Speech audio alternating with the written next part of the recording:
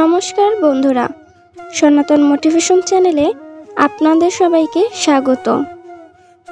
পাপমোচনী একাদশী ব্রত কবে পালন করতে হবে?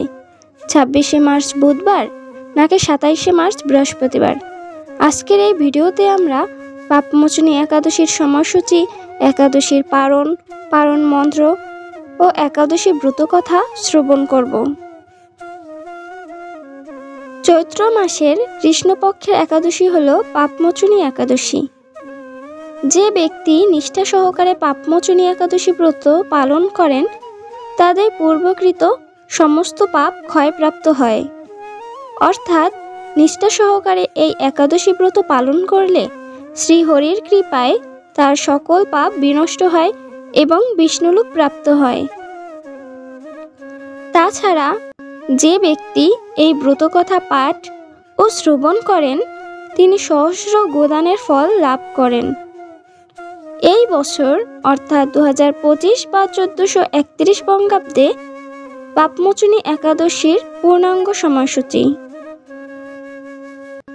একাদশী তিথি শুরু হবে 25শে মার্চ, 11ই চৈত্র 1431 মঙ্গলবার 5টা 5 মিনিটে।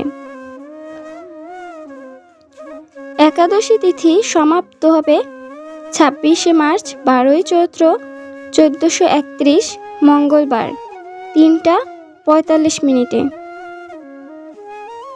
2025 সাল বা 1431 বঙ্গাব্দের পাপমোচনী একাদশী ব্রত পালন করতে হবে 26শে মার্চ, 12ই চৈত্র বুধবার। একাদশীর দিন ভোরে অর্থাৎ ব্রহ্ম মুহূর্তে শয্যা ত্যাগ করে স্নান সেরে শুচিশুদ্ধ হয়ে শ্রীহরির মঙ্গল আরতিতে অংশগ্রহণ করতে হয়। শ্রীহরির পাদপদ্মে প্রার্থনা করতে হয়, হে শ্রীকৃষ্ণ, আজ এই মঙ্গলময় পবিত্র একাদশী সুন্দরভাবে পালন করতে পারি, আপনি আমাকে কৃপা করুন। একাদশীর ঠিক পরদিন অর্থাৎ 27শে মার্চ পারণ সম্পন্ন করতে হবে। একাদশী পারণের সময় সকাল 6টা 17 মিনিট থেকে 10টা 11 মিনিটের মধ্যে। একাদশী ব্রত পালন করে পরের দিন ভোরে স্নান সেরে পারণ সময়ের মধ্যে পঞ্চরবি শস্য ভগবানকে ভোগ নিবেদন করতে হয়। 3 বার ভক্তি সহকারে পারণ মন্ত্র পাঠ করে একাদশীর ফল ভগবানের সম্মুখে ভক্তি সহকারে অবশ্যই অর্পণ করতে হয়। এরপর সেই অনুকল্প প্রসাদ গ্রহণ করে পারণ অর্থাৎ একাদশী ব্রত ভঙ্গ করতে হয়, নচেত পূর্ণ একাদশীর ফল অসম্পূর্ণ থেকে যায়। একাদশীর পারণ মন্ত্রটি হল ওং অজ্ঞান তিমিরন্ধস্য ব্রতেনানেন কেশব প্রসিদ সম্মুখনাথ জ্ঞান দৃষ্টি প্রদভব। অর্থাৎ, হে কেশব, আমি অজ্ঞানরূপ অন্ধকারে নিমজ্জিত আছি। হে নাথ, এই ব্রত দ্বারা আমার প্রতি প্রসন্ন হয়ে আমাকে জ্ঞানচক্ষু প্রদান করুন। একাদশী ব্রত পালনের প্রকৃত উদ্দেশ্য কেবল উপবাস করা নয়, নিরন্তর শ্রী ভগবানের স্মরণ, মনন ও শ্রবণ কীর্তনের মাধ্যমে একাদশীর দিন অতিবাহিত করতে হয়। শ্রীল প্রভুপাদ ভক্তদের এই দিন 25 মালা বা যথেষ্ট সময় পেলে আরও বেশি জপ করার নির্দেশ দিয়েছেন। একাদশী পালনের সময় পরনিন্দা, পরচর্চা, মিথ্যা ভাষণ, ক্রোধ, দুরাচারী সম্পূর্ণরূপে নিষিদ্ধ। এবারে আমরা শ্রবণ করব পাপমোচনী একাদশীর ব্রত কথা। চৈত্র মাসের কৃষ্ণপক্ষিয়া ব্রত হল পাপমোচনী একাদশী। যুধিষ্ঠির মহারাজ ভগবান শ্রীকৃষ্ণকে অনুরোধ করলেন, হে অচ্যুত, হে ভক্ত বৎসর, চৈত্র মাসের কৃষ্ণপক্ষের একাদশীর নাম কি? এই একাদশীর মাহাত্ম্যই বা কি? কৃপা করে আমায় বলুন। আমি তা জানতে অতি উৎসাহী। ভগবান শ্রীকৃষ্ণ বললেন, হে ধর্মরাজ যুধিষ্ঠির, আপনি ধর্ম বিষয়ক প্রশ্ন করেছেন। এই একাদশী সকল সুখের আধার, সিদ্ধি প্রদানকারী ও পরম মঙ্গলময়। সমস্ত পাপ থেকে নিস্তার পেতে এই ব্রত পালন করতে হয়। সমস্ত পাপ থেকে নিস্তার বা মোচন করে বলে এই পবিত্র একাদশী তিথি পাপমোচনী নামে জগৎ প্রসিদ্ধ। রাজা মান্ধাতা একবার লোমশ মুনিকে এই একাদশীর কথা জিজ্ঞাসা করেছিলেন। তার বর্ণিত সেই বিচিত্র উপাখ্যানটি আপনার কাছে বলছি, আপনি মনোযোগ দিয়ে শ্রবণ করুন।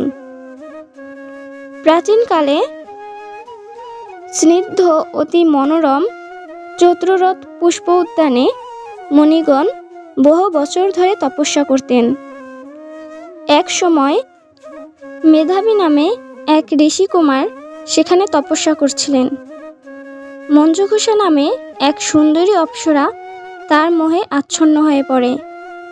তাই সে মেধাবীকে বশীভূত করতে চাইল, কিন্তু ঋষির অভিশাপের ভয়ে সে আশ্রম থেকে 2 মাইল দূরে বাস করতে লাগল। বীণা বাজিয়ে মধুর স্বরে সে গান করে মেধাবীকে আকর্ষিত করতে চাইল। একদিন মেধাবী ঋষি জ্ঞানের উৎস খুঁজতে খুঁজতে মঞ্জুঘোষার কাছে পৌঁছায়। অপ্সরা মেধাবীকে দেখা মাত্র কামবাণে পীড়িত হয়ে পড়ে। এদিকে ঋষি মেধাবীও অপ্সরার অনুপম সৌন্দর্য দেখে মুগ্ধ হয়ে যায়। তখন সেই অপ্সরা মুনিকে নানা ছলা কলা মোহ দ্বারা বশীভূত করে। ক্রমে কাম পরবশ হয়ে মুনি সাধন ভজন বিসর্জন দিয়ে তার আরাধ্য দেব ও তার লক্ষ্য থেকে দূরে সরে যান।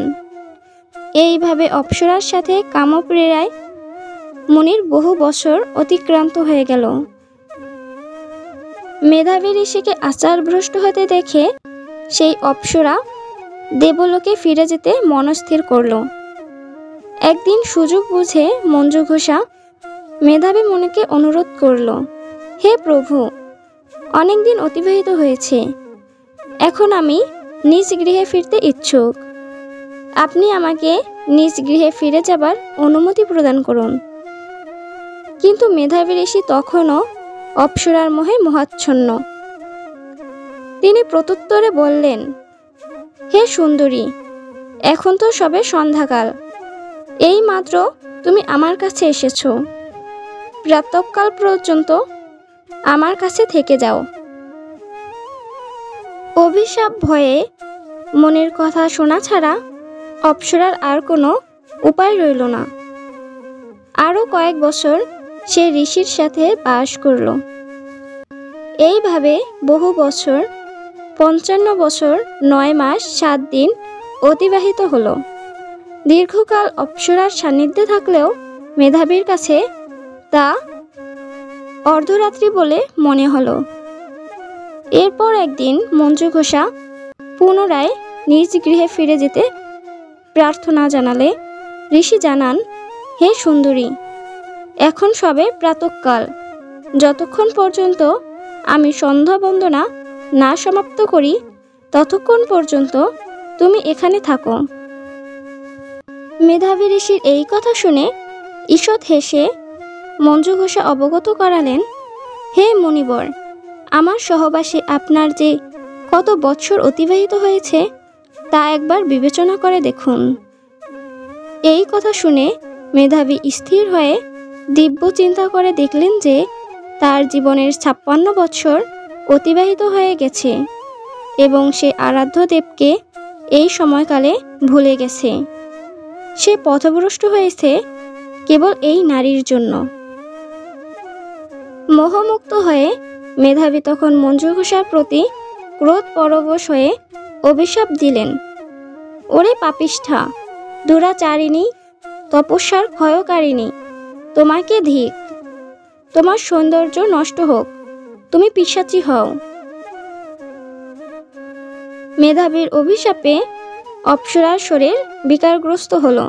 তখন সে ঋষির কাছে ক্ষমা প্রার্থনা করে অবন্তম মস্তকে সাপ মোচনের উপায় জিজ্ঞাসা করল। ঋষি মেধাবীর মন বিগলিত হলো এবং সাপ মুক্তির উপায় বলে দিলেন। হে সুন্দরী, চৈত্র মাসের কৃষ্ণপক্ষিয়া পাপমোচনী একাদশী সর্বপাপ ক্ষয়কারিণী। সেই ব্রত পালনে তোমার পিশাচত্ব দূর হবে। পিতার আশ্রমে ফিরে অনুতপ্ত মেধাবী আকুতি জানালেন, হে পিতা, এক অপ্সরার সঙ্গদোষে আমি পথভ্রষ্ট হয়ে মহাপাপ করেছি। এর প্রায়শ্চিত্তের উপায় কি, তা কৃপা করে আমায় বলুন। উত্তরে চবনমুনি অভয় দিয়ে বললেন, চৈত্র মাসের কৃষ্ণপক্ষিয়া পাপমোচনী একাদশী ব্রতের প্রভাবে তোমার সমস্ত পাপ দূরীভূত হবে। পিতার উপদেশ মতো মেধাবী ঋষি সেই ব্রত পরম ভক্তি ও নিষ্ঠা সহকারে পালন করল। ব্রতের পুণ্য ফলে তার সমস্ত পাপ ভস্মীভূত হল এবং তিনি পুনরায় তপস্যার ফল লাভ করল। মঞ্জু ঘোষাও ওই ব্রত পালনের সুকীর্তির ফলে পিশাচত্ব থেকে মুক্ত হয়ে দিব্য দেহে স্বর্গে গমন করল। ভগবান শ্রীকৃষ্ণ যুধিষ্ঠির মহারাজের মাধ্যমে সকলের উদ্দেশ্যে বললেন, হে রাজন, এই পাপমোচনী একাদশী যে ব্যক্তি নিষ্ঠা সহকারে পালন করেন তাদের পূর্বকৃত সমস্ত পাপ ক্ষয়প্রাপ্ত হয়। তাছাড়াও এই ব্রতকথা পাঠ ও শ্রবণে সহস্র গোদানের ফল লাভ হয়। আশা করছি দর্শক বন্ধুরা এই ভিডিওটি দেখে আপনারা উপকৃত হয়েছেন। ভিডিওটি ভালো লাগলে অবশ্যই একটি লাইক দিবেন এবং আপনি যদি এই চ্যানেলের নতুন হয়ে থাকেন তাহলে এখনই চ্যানেলটিকে সাবস্ক্রাইব করুন। ধন্যবাদ। হরে কৃষ্ণ।